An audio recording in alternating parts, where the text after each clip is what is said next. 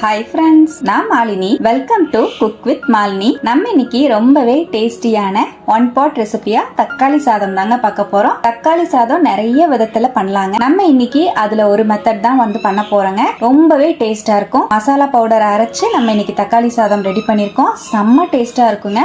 நல்ல மனமா சுவையா இருக்கும். கண்டிப்பா இந்த மெத்தட்ல ஒரு டைம் ட்ரை பண்ணுங்க. இப்ப ரொம்பவே டேஸ்டியான தக்காளி சாதம் எப்படி செய்யறதுன்னு பார்க்கலாம். தக்காளி சாதம் செய்யறதுக்கு ஃபர்ஸ்ட் ரைஸ் ஊற வச்சுக்கலாங்க. நான் இந்த கிளாஸ்ல 2 கிளாஸ் அளவுக்கு நார்மலான சாப்பாட்டு அரிசி ஊற வச்சுக்கிறேங்க. பொன்னி புழுங்கல் அரிசி தான் ஊற வச்சிருக்கேன். அரிசியை நல்லா ஒரு வாட்டி வாஷ் பண்ணிட்டு தேவையான அளவுக்கு தண்ணி சேர்த்து ஊற வச்சுக்கலாம். இருக்கட்டும். அரிசி ஊறி வரக்குள்ள மத்த ப்ராசஸ் எல்லாம் ரெடி பண்ணிக்கலாங்க. ஃபர்ஸ்ட் மிக்ஸி ஜார்ல ஃபர்ஸ்ட் ஃப்ரெஷ்ஷான பவுடர் அரைக்கணுங்க.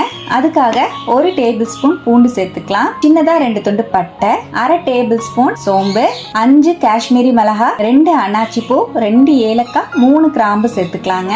எல்லாத்தையும் நல்லா நைஸா அரைச்சுக்கலாம். தண்ணி எதுவும் சேர்க்காமயே அரைச்சுக்கோங்க. பாருங்க, நான் இந்த மாதிரி அரைச்சு எடுத்துட்டேன். பார்க்க கொஞ்சம் கொரகொரப்பா தான் இருக்கு.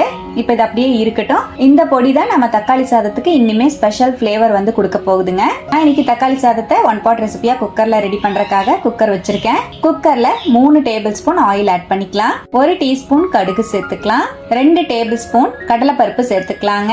3 பச்சை மிளகாவை சேர்த்துக்கலாங்க.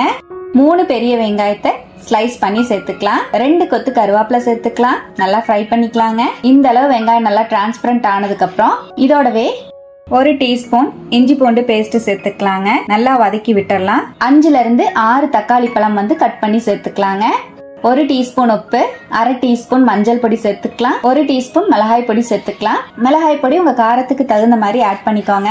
நம்ம இதுல மிளகாய் பொடியும் சேர்த்திருக்கோம், பச்சை மிளகாவும் சேர்த்திருக்கோம், வர மிளகாவும் சேர்த்திருக்கோம். அரைக்கும் போது நல்லா மிக்ஸ் பண்ணிக்கலாம். பொடியெல்லாம் சேர்த்துட்டு நல்லா மிக்ஸ் பண்ணி விட்டுறலாம். தக்காளி நல்லா சாஃப்ட் ஆகுற அளவுக்கு கலந்து விடணும். மீடியம் டு ஹை ஃப்ளேம்ல வச்சு கலந்து விடுங்க. நல்லா தொக்கு மாதிரி வரணும். பாருங்க, நல்லா கலந்துட்டேன். இந்த அளவுக்கு நல்லா வதங்கினதுக்கு அப்புறம் இதோட நம்ம அரைச்சி வச்சிருக்கிற ஃப்ரெஷ்ஷான மசாலா பவுடர் சேர்த்துக்கலாம். நல்லா மிக்ஸ் பண்ணிக்கலாம். நல்லா கலந்து விட்டுட்டு இப்போ நம்ம 2 கிளாஸ் அளவுக்கு சாப்பாட்டு அரிசி ஊற வச்சிருக்கோம். அதுக்கு ஒரு கிளாஸுக்கு 1.25 கிளாஸ் அளவுக்கு தண்ணி சேர்க்கணும். நம்ம மொத்தமா 3.5 கிளாஸ் அளவுக்கு தண்ணி சேர்க்கலாங்க. 3.5 கிளாஸ் நான் தண்ணி சேர்த்துட்டேன். நல்லா கலந்து விட்டுட்டு உப்பு செக் பண்ணிக்கலாம். 1 டீஸ்பூன் உப்பு சேர்த்து நல்லா கலந்து விட்டுட்டு இதோடவே நம்ம ஊற வச்சிருக்கிற அரிசியை ஆட் பண்ணிக்கலாம். அரிசியையும் சேர்த்துட்டு ஒரு கை அளவு நறுக்கின மல்லித்தலை சேர்த்துக்கலாம். நல்லா மிக்ஸ் பண்ணிக்கலாங்க. உப்பு செக் பண்ணிட்டு ஆட் பண்ணிக்கோங்க. உப்பு கம்மியா இருக்கிறனால நான் எக்ஸ்ட்ரா 1 டீஸ்பூன் உப்பு சேர்த்திருக்கேன். நல்லா மிக்ஸ் பண்ணிக்கலாம். நல்லா கலந்துட்டு குக்கர் மூடி போட்டு 3ல இருந்து 4 விசில் விட்டு இறக்கிக்கலாம். நீங்க சாப்பாட்டுக்கு நார்மலா எந்த அளவுக்கு விசில் விடுவீங்களோ அந்த அளவுக்கு விட்டீங்கனாலே போதும். அவ்வளவுதான். நான் 4 விசில் விட்டு இறக்கியிருந்தேன். ஸ்டீம் நல்லா ரிலீஸ் ஆயிடுச்சு. ஓபன் பண்ணிக்கலாம். நல்லா கலந்து விட்டுறலாம். அவ்வளவுதான். ரொம்பவே டேஸ்டியான தக்காளி சாதம் மணக்க மணக்க சூப்பரா ரெடி ஆயிடுச்சுங்க. நம்ம ஸ்பெஷல் பொடி ரெடி பண்ணி நம்ம தக்காளி சாதம் ரெடி பண்ணி இருக்கறனால குக்கர் ஓபன் பண்ண போதே நல்ல கம கமன்னு செம்ம வாசமா இருக்கும். சாப்பாடும் பாருங்க நல்லா உதிரி உதிரியா சூப்பரா வந்திருக்கு.